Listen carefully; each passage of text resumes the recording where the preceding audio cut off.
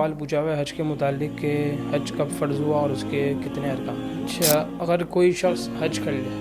اب وہ بالکل گناہوں سے پاک صاف ہو جاتا ہے تو اس سے گناہ کبیرہ بھی معاف ہو جاتے ہیں۔ ہے کہ اگر کسی کے پاس اتنے پیسے ہو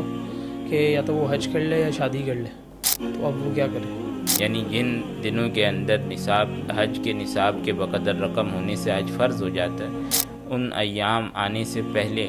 اگر وہ شادی پر وہ رقم خرچ کر دیتا ہے تو اس صورت میں تو اس پر حج فرض ہی نہیں ہوگا۔ اچھا، ایک بات یہ بھی مشہور ہے کہ لوگ بولتے ہیں کہ عمرہ کرنے ایک دفعہ عمرہ کر لیا تو عمرہ کرنے سے حج فرض ہو جاتا ہے، ایسی بات صحیح ہے؟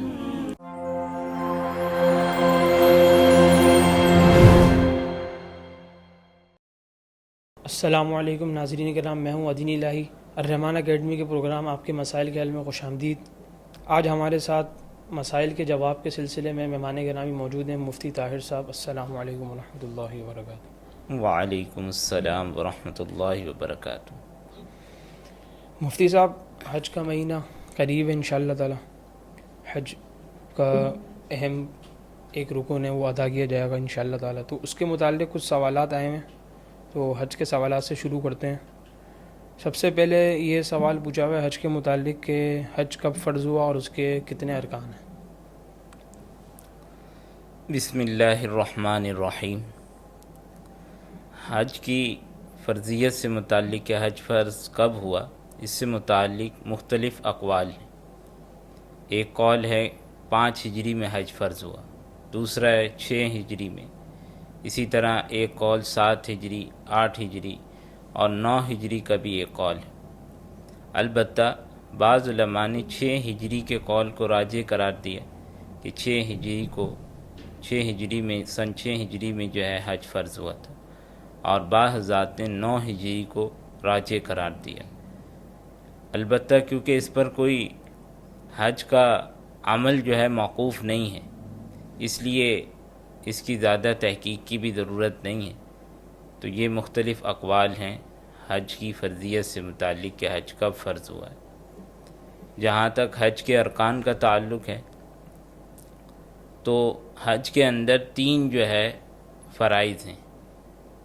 پہلا ہے احرام باندھنا، دوسرا وقوف عرفہ، اور تیسرا جو ہے طواف زیارت۔ وقوف عرفہ اور طواف زیارت یہ 2 حج کے رکن بھی کہلاتے ہیں، اور ان میں بھی پھر سب سے اہم رکن جو ہے وہ وقوف عرفہ ہے۔ اچھا، ایک سوال یہ پوچھا گیا ہے کہ اگر کسی شخص پر حج فرض ہو جائے اور پھر وہ ادا کر لے،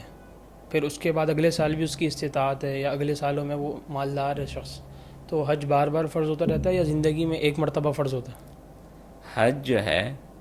یہ زندگی میں صرف ایک مرتبہ فرض ہوتا ہے۔ جب آدمی نے ایک مرتبہ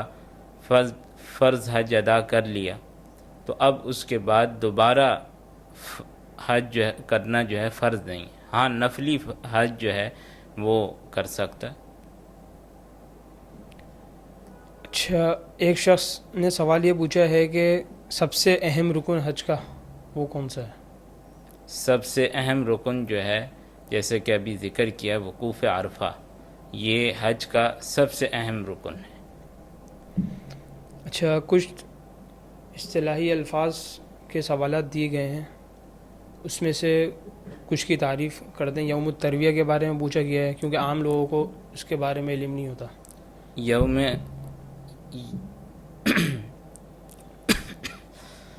یوم ترویہ جو ہے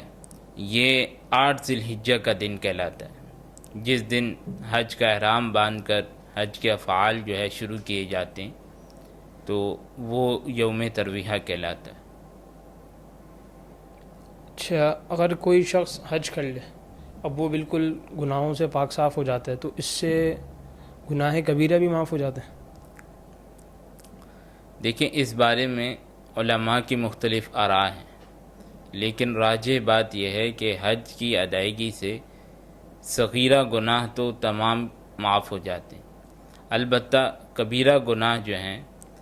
اگر وہ حج کے اندر توبہ بھی ساتھ کر لے تو کبیرہ گناہ بھی معاف ہو جائیں گے،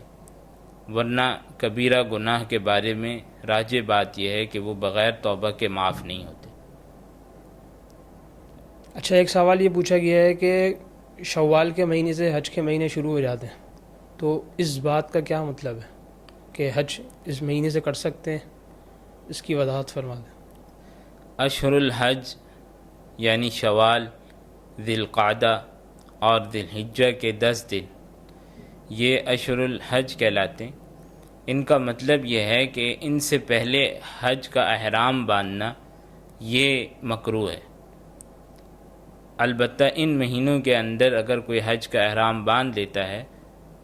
تو اس صورت کے اندر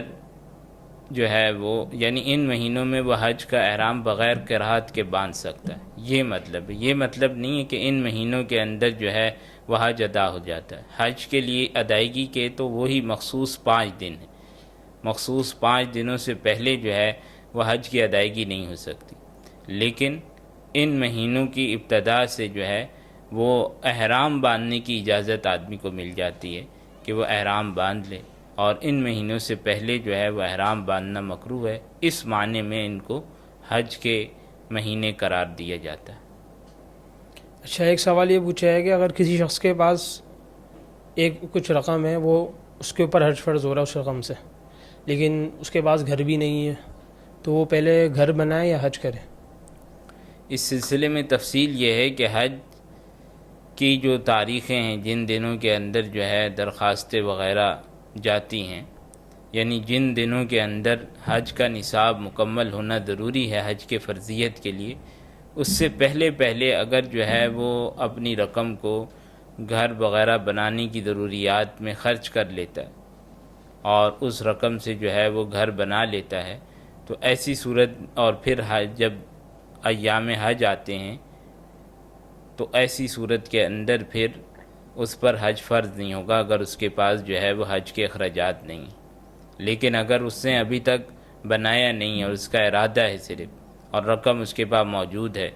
اور وہ حج کے مصارف کے لیے بالکل کافی ہے، تو ایسی صورت میں پھر اس کو حج پر جانا ہوگا، اور اس وجہ سے حج جو ہے اس سے ساقط نہیں ہوگا۔ اچھا، حج کے لیے پیسے ادھار لے سکتے ہیں؟ ادھار لے کر ادھار لے کر حج پہ جا رہے ہیں، اگر یہ ایسا کسی کرنا نے درست جو ہے وہ پیسے ادھار لے کر حج کر لیا تو حج تو ادا ہو جائے گا۔ البتہ اگر جو ہے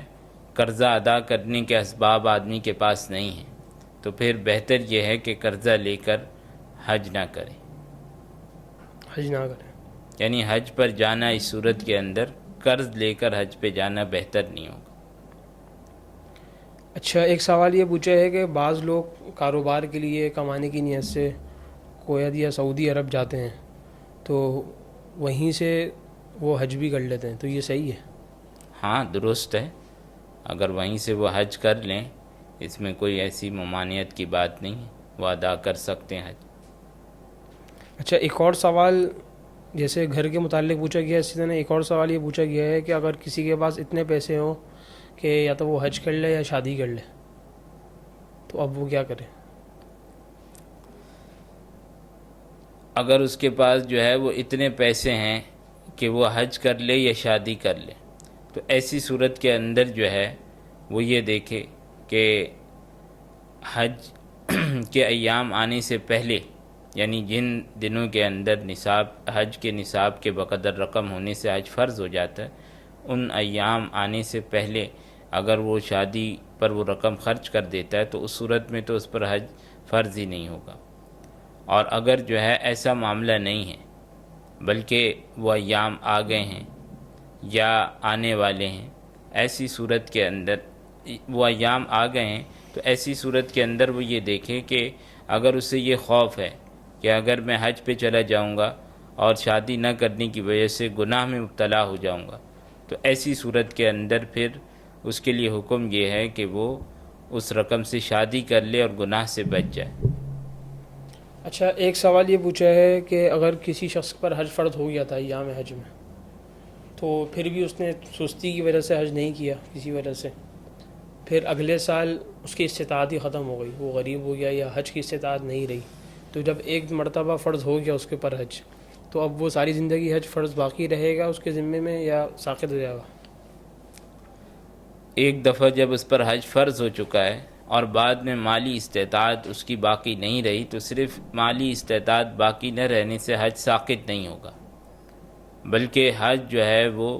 اس پر فرض رہے گا۔ اب اس کو کوشش کرنی چاہیے کہ جلد از جلد جو ہے وہ اس انتظام کو مکمل کرے اور حج کی ادائیگی کرے، اور اگر جو ہے زندگی میں اس کے لیے اتنی وسعت نہیں ہو سکی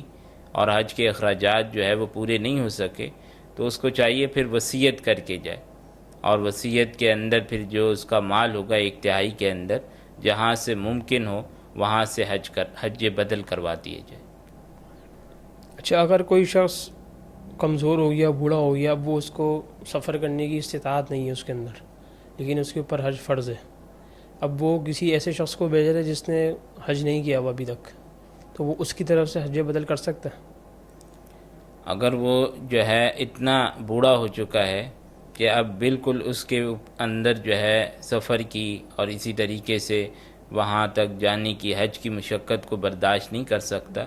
تو ایسا آدمی جو ہے وہ اپنی جگہ کسی اور کو حج بدل پر بھیج سکتا ہے، لیکن اس کے اندر ایسے شخص کو بھیجنا بہتر ہے جس نے اپنا فرض حج ادا کر لیا، اور اگر جس نے فرض حج ادا نہیں کیا ابھی تو اس کی 2 صورتیں ہیں۔ اگر اس شخص پر خود اپنا حج جو ہے وہ فرض ہو چکا ہے تو اپنا حج ادا کرنے سے پہلے اس کو جو ہے وہ حج بدل کے لیے بھیجنا یہ مکروہ تحریمی ہے، یعنی جائز نہیں ہے، اور اگر جو ہے وہ اس پر حج فرض ہی نہیں ہوا ابھی تو ایسے شخص کو بھیجنا جو ہے یہ بھی خلاف اولیٰ ہے، البتہ اگر اس نے بھیج دیا تو اس کا حج ادا ہو جائے گا۔ لیکن اگر ایسے شخص کو بھیج دیا جس کے اوپر اپنا بھی حج فرض تھا اور اس نے ادا کر لیا، تو اب کس کی طرف سے ادا ہوگا؟ اپنی طرف سے یا اس کمزور شخص کی طرف سے جس نے بھیجا؟ نہیں ہوگا تو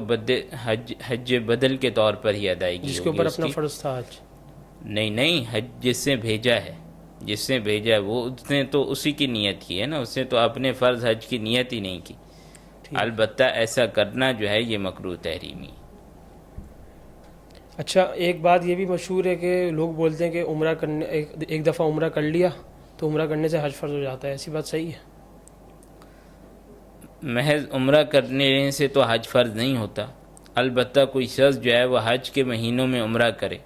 اور پھر حج تک اس کے لیے وہاں رہنا ممکن ہو، اس کے پاس اخراجات وغیرہ ہیں اور حج کی دوسری شرائط اس میں موجود ہیں، تو ایسی صورت میں جو ہے پھر اس پر حج فرض ہو جائے گا، ورنہ صرف عمرہ کر لینے سے عام حالات میں حج فرض نہیں ہوتا۔ اچھا، ایک سوال یہ پوچھا ہے کہ اگر کوئی شخص صرف اندر مطاف میں داخل ہونے کے لیے چادر لپیٹ رہا ہے، یہ ظاہر کرنے کے لیے کہ میں احرام میں ہوں، عمرہ کرنے آیا ہوں یا حج کرنے آیا ہوں، جو بھی ہے، تو اس کے لیے کیا حکم ہے؟ اس کے لیے یہ جائز ہوگا ایسا کرنا کہ صرف چادر لپیٹ کے اندر داخل ہونا ہے، اس کو بس نماز اندر پڑھنی ہے یا اندر بیٹھنا ہے، اس کو مطاف میں طواف کرنا ہے؟ دیکھیں، جب قانونی طور پر پابندی لگائی گئی ہے،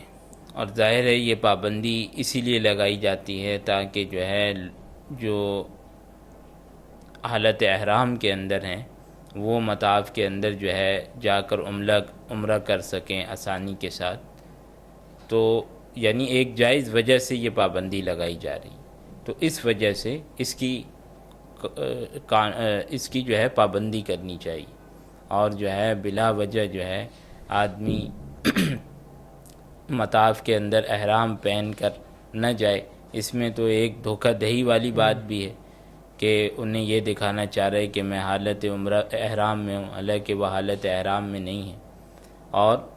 جو ہے اس میں ایک جائز قانون کی جو ہے وہ خلاف ورزی بھی لازم آتی ہے، تو اس لیے اس سے اجتناب ہی کرنا چاہیے، آدمی جو ہے وہ اوپر طواف کر لے، مطاف میں نہ کرے، لیکن اس طرح کر کے اگر کسی نے طواف کر لیا تو طواف تو اس کا ادا ہو جائے گا، لیکن جو ہے ان چیزوں کا بھی گناہ اس کو ملے گا۔ جزاک اللہ مفتی صاحب، وقت دینے کا شکریہ، اجازت چاہوں گا آپ سے۔ اللہ تعالی ہم سب کو مسائل سمجھ کر اس پر عمل کرنے کی توفیق عطا فرمائے۔